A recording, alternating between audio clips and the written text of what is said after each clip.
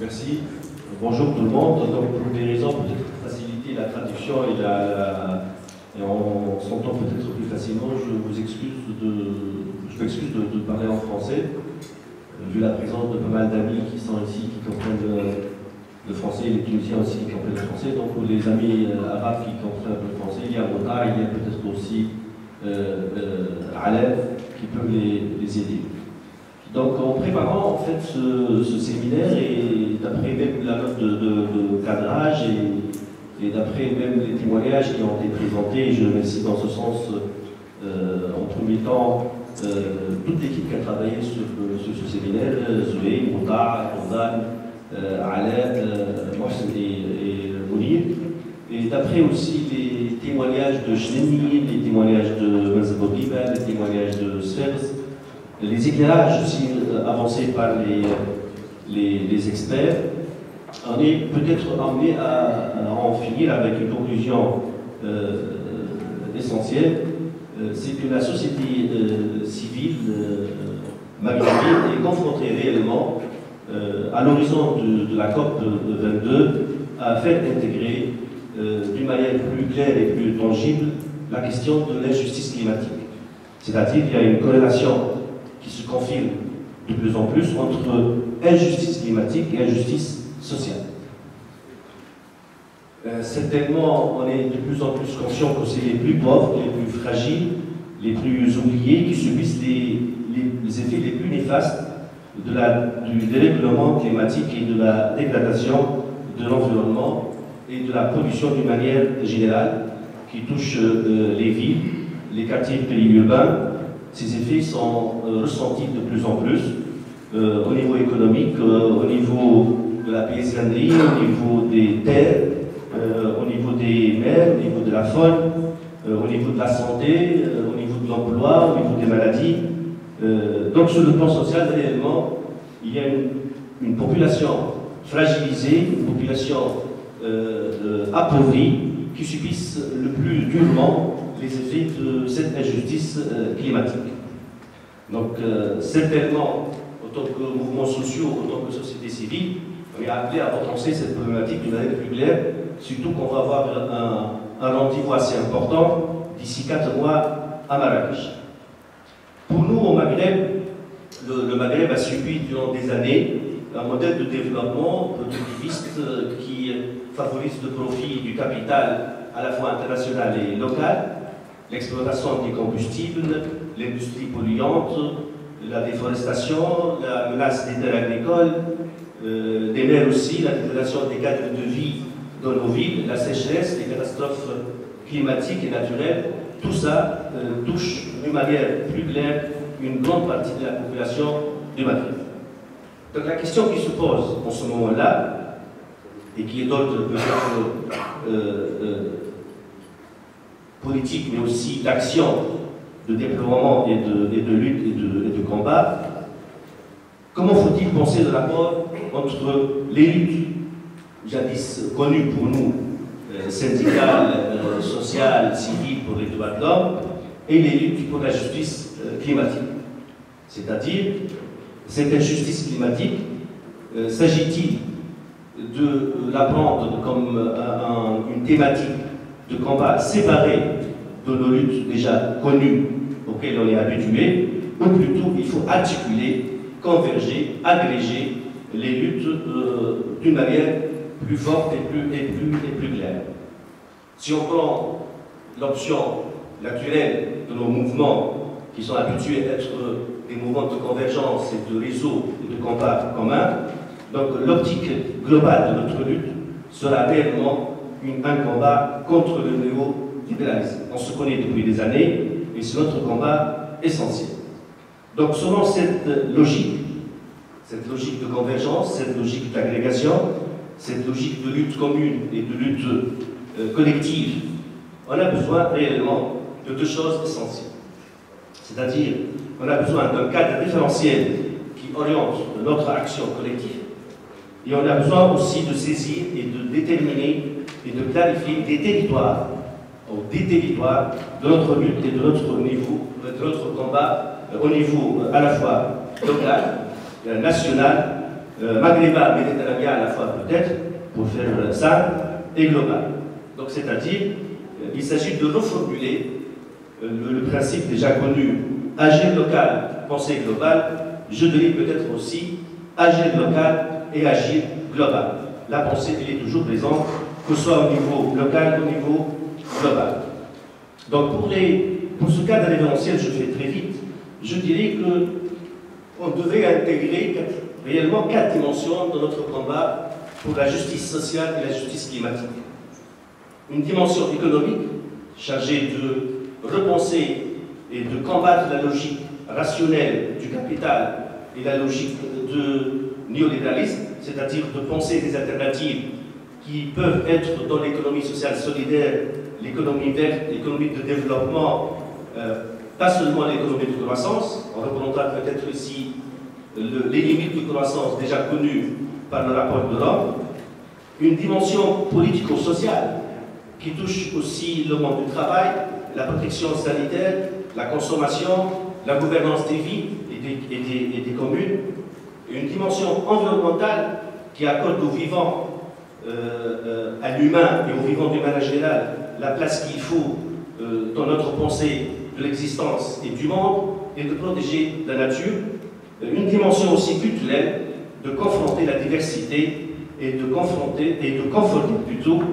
la multitude et la multiplicité des cultures et des langues. Un tel cadre de référence, ça peut nous servir comme un socle d'une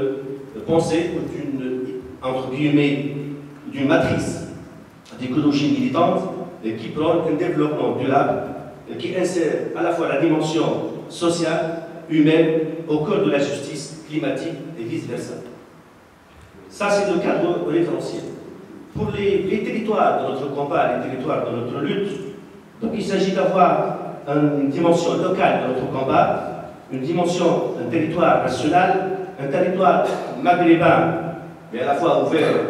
aux rives nord du Méditerranée, et un territoire mondial. Donc je vais être bref,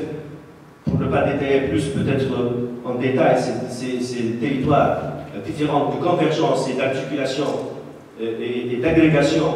des territoires de combat. Donc au niveau local, qui est un niveau maintenant très différent par rapport à ce qui se passait auparavant, avant le 14 janvier, avant le fin février au Maroc et avant les révolutions du printemps arabe. Maintenant, s'il s'agit réellement de construire une démocratie locale, c'est-à-dire de construire une modernité basée sur l'action citoyenne, l'implication citoyenne, c'est-à-dire les citoyens réellement ancrés dans leur territoire, donc le local est devenu un espace réel de construction démocratique. La démocratie, la modernité, n'est plus seulement l'adage des élites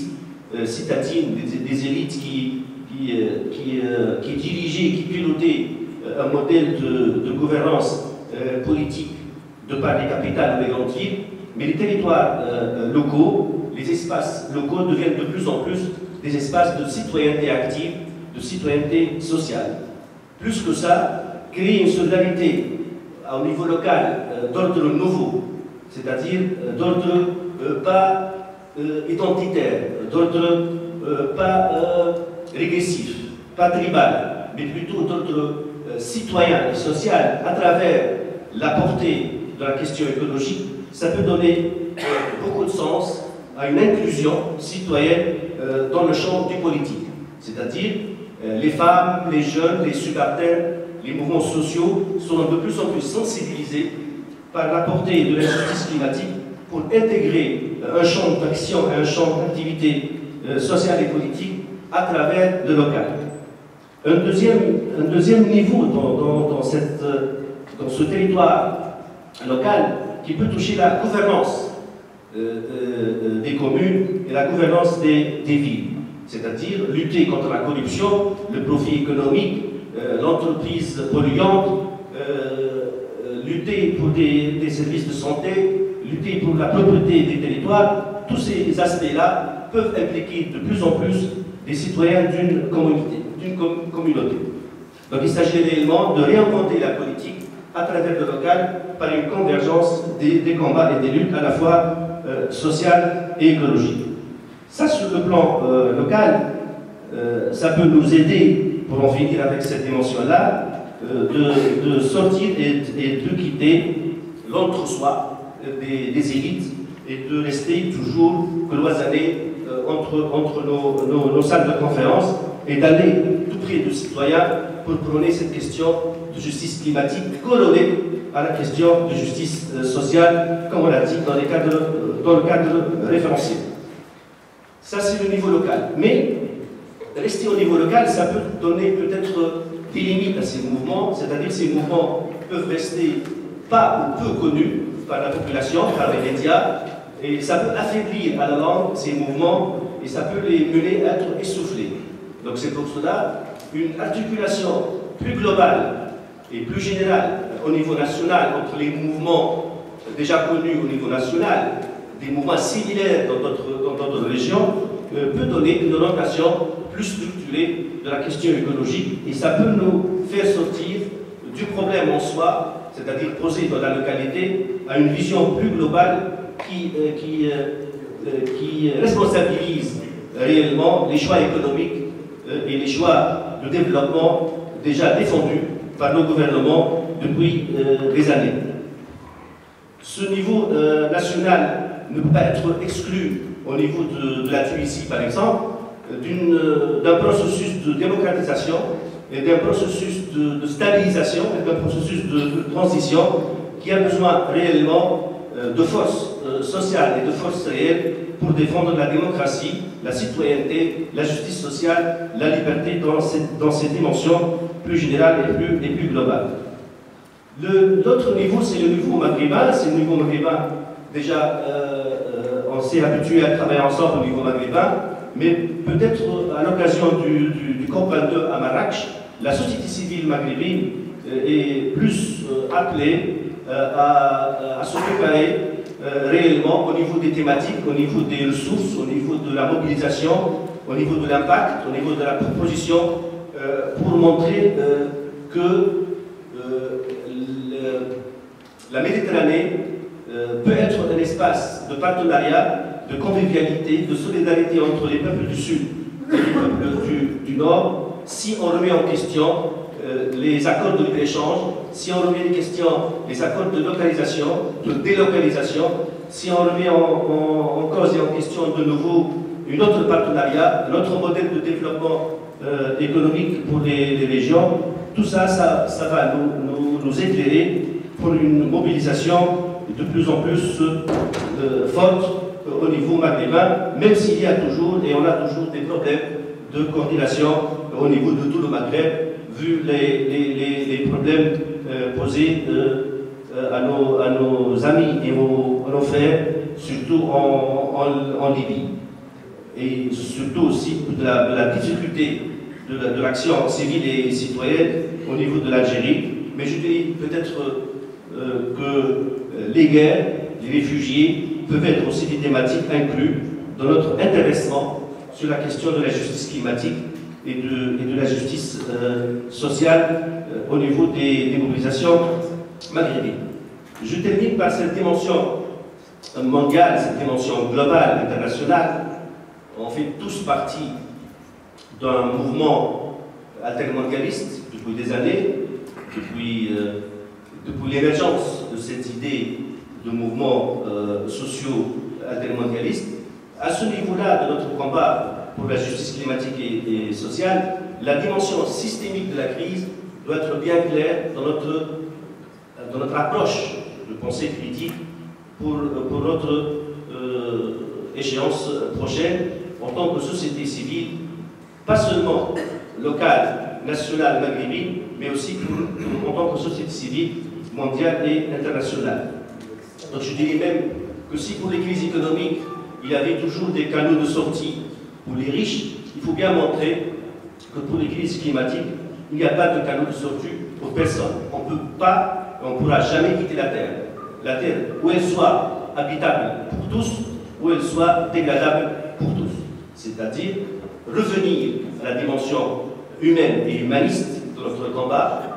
qui a été au centre de notre intéressement d'être actif sur la scène de la démocratie, de la justice et de la paix et de la tolérance, et redonner à ce combat de la justice climatique sa ferveur humaniste et humaine. Je dirais même qu'il fallait, comme le disait Razmik Kishma, qui est un sociologue français, arriver à nommer et à accuser réellement les crimes climatiques comme des crimes et qui ne sont pas moins graves des crimes du colonialisme et des crimes du racisme. C'est-à-dire, on va mettre en question d'une manière claire ce choix de la domination de la technique, du progrès scientifique, du profit économique et rationnel, de la volonté d'accumuler la richesse, de la volonté d'exploiter la nature, de la volonté d'exploiter l'être humain. C'est une remise en question qui ne peut venir que des civilisations et des peuples du Sud. Parce que le fondement de la modernité occidentale a été un fondement basé sur la domination de l'homme sur la nature. Ce fondement a montré ses limites et on est appelé à montrer très bien, nous, Maghrébins, Africains, Asiatiques, que ce déploiement